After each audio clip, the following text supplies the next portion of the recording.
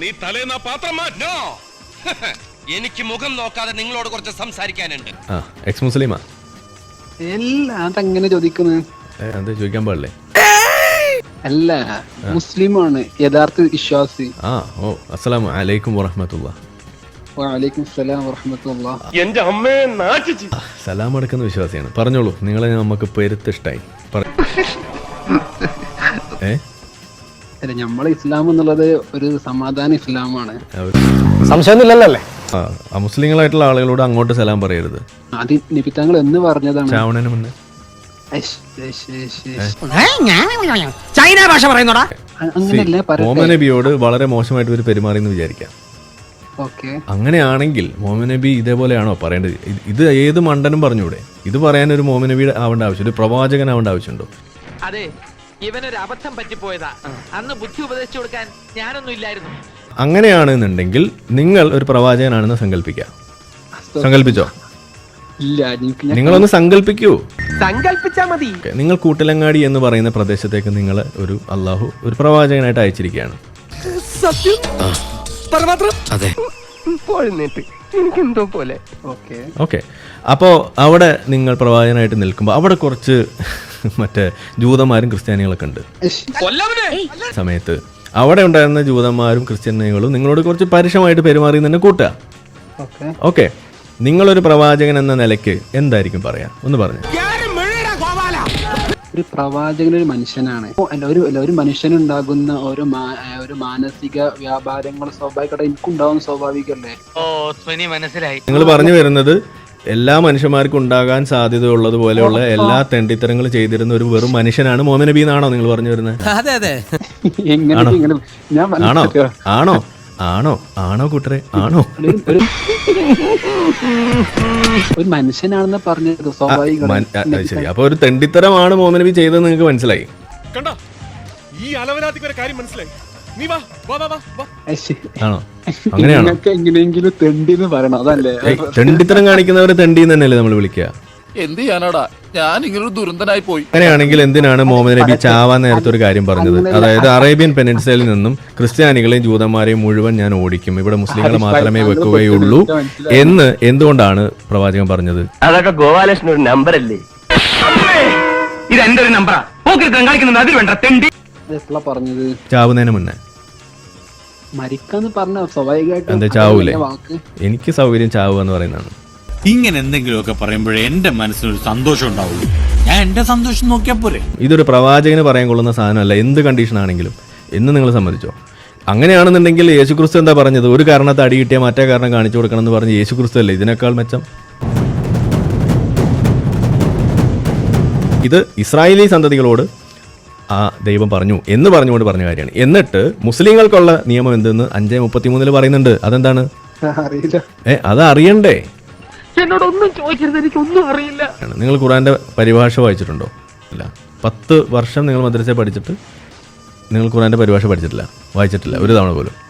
ഇല്ല, ഒരു തവണ പോലും വായിച്ചിട്ടില്ല. നാണുണ്ടോ? എന്തിനാ പഠിക്കണത്? അതല്ല ചോദിച്ചത്, നീ എന്തിനാ പഠിക്കണേന്ന്. നീ ഒന്നും പഠിച്ചിട്ട് ഒരു കാര്യമില്ല.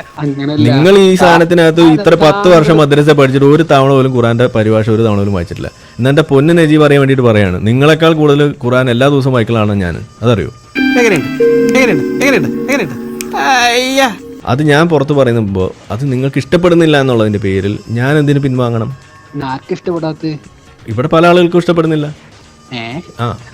നിങ്ങൾക്ക് ഇഷ്ടപ്പെട്ടോ? എനിക്ക് പ്രശ്നമൊന്നുമില്ല. അന്നൊന്ന് പറഞ്ഞേ, ഖുറാനിൽ ഒരുപാട് തെറ്റുകളുണ്ട്, ഒന്ന് പറഞ്ഞേ. അടിമയെ പൂശാൻ പറയുന്നത് തെറ്റാണോ? അല്ലേ? സോഷ്യൽ കൾച്ചർ അങ്ങനെയായിരുന്നു. ആരുടെ?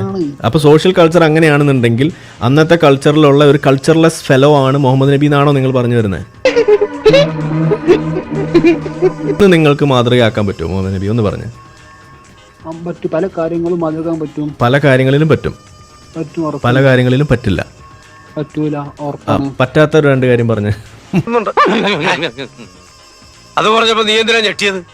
കുട്ടിമാമയ്ക്ക് എന്നെ വിശ്വാസമില്ലല്ലോ എന്നോർത്തപ്പോ ഞാൻ ഞെട്ടി മാമ. മുഹമ്മദ് നബിയെ മാതൃകയാക്കാൻ പറ്റാത്ത നിങ്ങൾ ഇസ്ലാമിനെ പൊളിക്കാൻ വന്ന കോയെ? ഇല്ല, പേടിയ പള്ളി കാറിന് കൈ കാണിച്ചു എന്ന് പറയുന്ന പോലെയായി.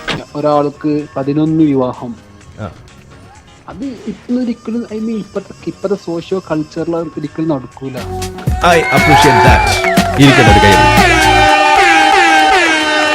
കുഴപ്പമായി എന്നാ തോന്നുന്നത്. മുഹമ്മദ് നബിയെ മാതൃകയാക്കാൻ പറ്റാത്ത രണ്ടാമത്തെ കാരണം പറയൂ. പറയട്ടെ, പറയൂ. ആ അതെനിക്ക് കൃത്യമായിട്ട് ഞാൻ ഓരോ നിങ്ങൾ ഓർത്ത് പറഞ്ഞോ, ഞാൻ വെയിറ്റ് ചെയ്തോളാം. ഞാൻ വെയിറ്റ് ചെയ്യാം. ഇനി ഞാൻ നീ ഇടയ്ക്ക് കയറി എന്നുള്ള പ്രശ്നം വേണ്ട. ഒരെണ്ണം എനിക്ക് കേട്ടു, സന്തോഷമായി, തൃപ്തിയായി. ഇനി രണ്ടാമത്തെ പറയും. ശരി പറഞ്ഞോളൂ, ഞാൻ കേൾക്കാൻ കാതോർത്തിരിക്കാം. അടിമയെ വെക്കുന്ന തെണ്ടിത്തരാണോ അല്ലേ? എനിക്കത് കുറച്ച് ഡീറ്റെയിൽസ് ആയിട്ട് അറിയില്ല പൊട്ടാ. അടിമയെ വെക്കുന്ന തെണ്ടിത്തരാണ്. നിങ്ങൾ ഇതിനെ പൊട്ടാ മണ്ടാന്നൊക്കെ വിളിക്കുന്നത്. ഇപ്പൊ നിങ്ങളല്ലേ നേരത്തെ വന്ന് എനിക്ക് സമാധാനമാണ് വേണ്ടത്, ഇപ്പൊ സമാധാനം പോയോ? നിങ്ങൾ ഒരു ജിഹാദിയാണ്. അപ്പൊ സാധാരണ ഇങ്ങനെ ഒപ്പം വിളിക്കുന്ന വാക്കല്ലേ? ശരി, നിങ്ങളെ വാപ്പാൻ എങ്ങനെ വിളിക്കാറ്?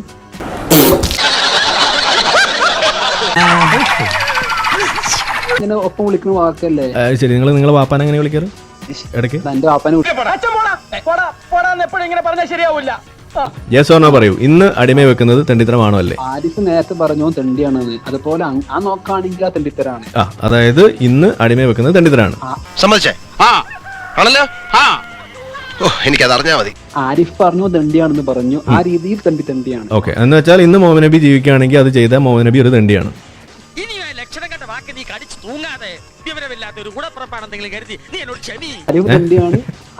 ആരിഫ് തെണ്ടിയാണ്. ഞാനല്ലല്ലോ, ഞാൻ എന്നെ ഉത്തമ മാതൃക എന്നും ഞാൻ അപ്പീട്ടമാരി ഇരുന്ന് അപ്പീടണമെന്നും ഞാൻ പറഞ്ഞിട്ടില്ല. പക്ഷെ മുഹമ്മദ് നബി എന്താ പറഞ്ഞിരിക്കുന്നത്? നോം അപ്പീട്ടമാരി ഇരുന്ന് അപ്പീടണം എന്നല്ലേ മുഹമ്മദ് നബി പഠിപ്പിച്ചിരിക്കണ. ഇന്ന് മുഹമ്മദ് നബി അടിമയെ വെക്കാൻ പറഞ്ഞാൽ അതൊരു തെണ്ടിത്തരമാണ്. അപ്പോൾ അതും ഞാനിവിടെ നിങ്ങൾക്കൊരു കയ്യടിയോട് കൂടി തന്നെ അത് പാസ്സാക്കി വിടുന്നു. ഇതാ പിടി.